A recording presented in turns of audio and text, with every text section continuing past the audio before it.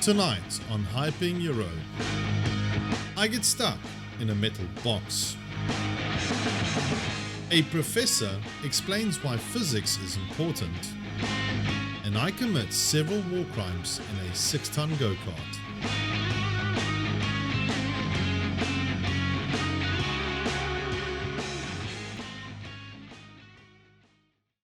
This is the Eland MK7. To the uninitiated, it looks like a soup can bolted to 4 tractor tires. But to those in the know, this is a South African legend, the Noddy car. We are here at the Maluti Military Festival to answer the ultimate question. Does the digital version in War Thunder do justice to this mechanical angry exaltation of horsepower, or is it all just polygon lies? So the vehicle that I have here with me, guys, is the Eland 60.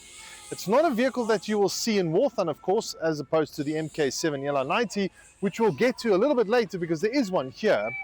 This one in particular was the model beforehand, and this one was used obviously and extensively during the Angolan War, and it was super effective being a reconnaissance vehicle. That 60mm is supported by a coaxially mounted machine gun, and well, it takes a crew size of 3 individuals, the same with the MK7.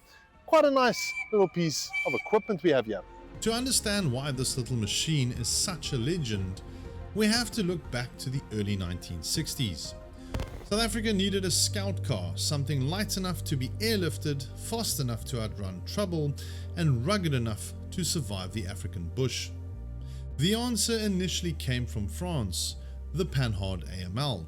But South Africa didn't just buy them, we evolved them. Under the license of the sandock-austral, the Eland was born. Over the years, it went through 7 major evolutions, leading us to this, the MK7. This wasn't a copy-paste job. Engineers extended the hull, upgraded the brakes, and turned the engine to drink the questionable fuel found in operational zones without seizing up. Now, you'll notice 2 distinct shapes here today. First, the Eland 60. It mounted a 60mm breech-loading mortar.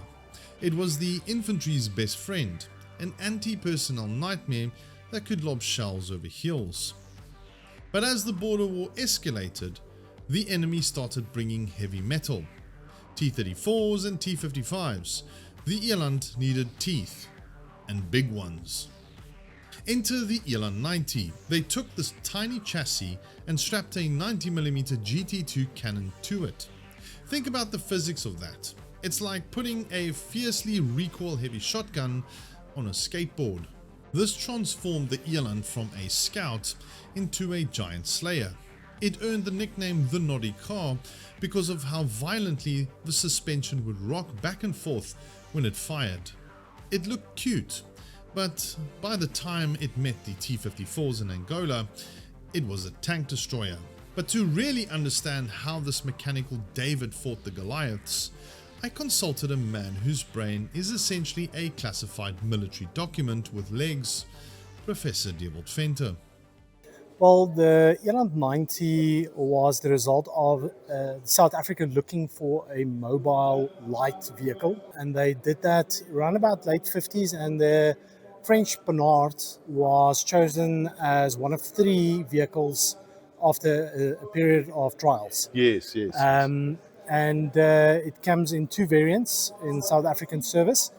Firstly is the 90, which we are seeing here, and then you had a 60, which was a breech loading direct fire mortar. Yeah. And then there was also one that not a lot of people know about, one armed with a 20mm gun.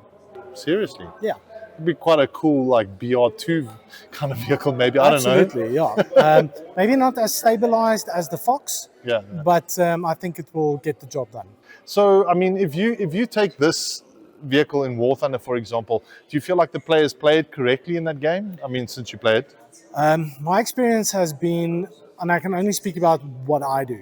Yeah. When utilizing this vehicle, you need to be not frontally facing an enemy, because most oftentimes with the 90mm heat rounds, you will not kill the enemy vehicle unless you hit a vital component or kill the gunner. Yeah. So you need to attack from ambush, Okay. pull away, not stick around for a second shot, reposition, and do it again.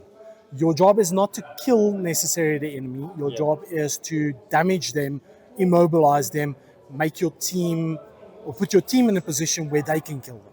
Pretty much the reconnaissance role that you speak of actually in your book.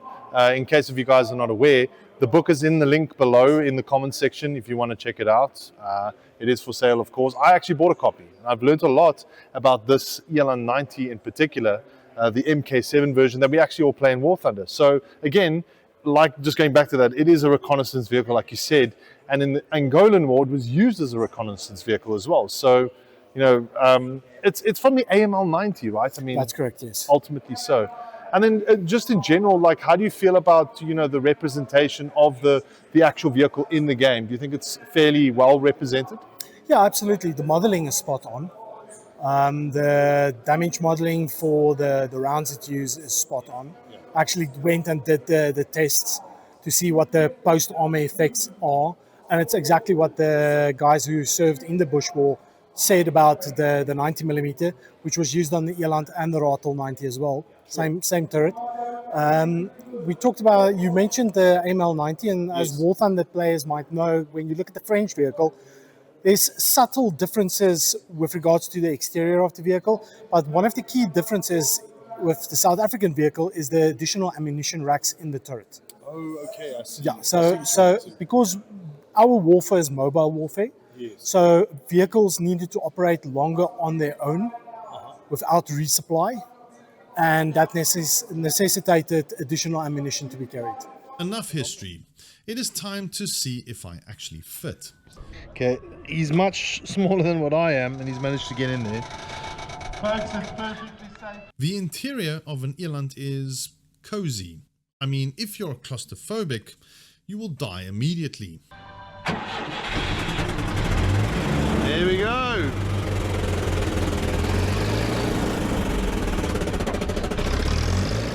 It smells of oil, old steel, and sweat. It's magnificent.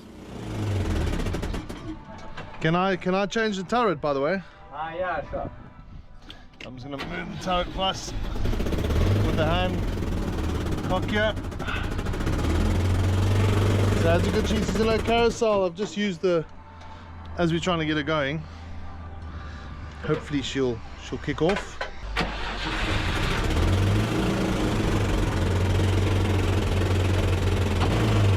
And we're off, boys. Here we go. So the cool thing is I can actually change the turret even myself using the traverse if I really wanted to. But this is what the reconnaissance vehicle is all about. I'm actually not supposed to be in here. I am supposed to be down there, but the problem is it's way too big. I mean, too small. I'm way too big for it. As we drive past, look at this, Eland, Ratel. Hello guys. And obviously, like, just holding on tight. She does, how do I say, the Eland is very, very good on this sort of terrain, even rougher terrain. And in all honesty, it's quite cool to be in one. Working the magic in the back here, as you can see. Obviously over here, probably some sort of like machine gun or even equipment used to scout. I mean, for some of you guys that are into the aircraft, I haven't even been able to touch these, but I will at the next one. These are all flying, and you can all fly in them.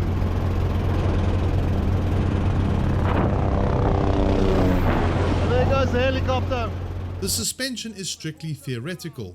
Every bump in the Maluti Mountains is transmitted directly into your spine. It is loud, it is hot, and you've absolutely no idea what is happening outside. Even going like the bounces.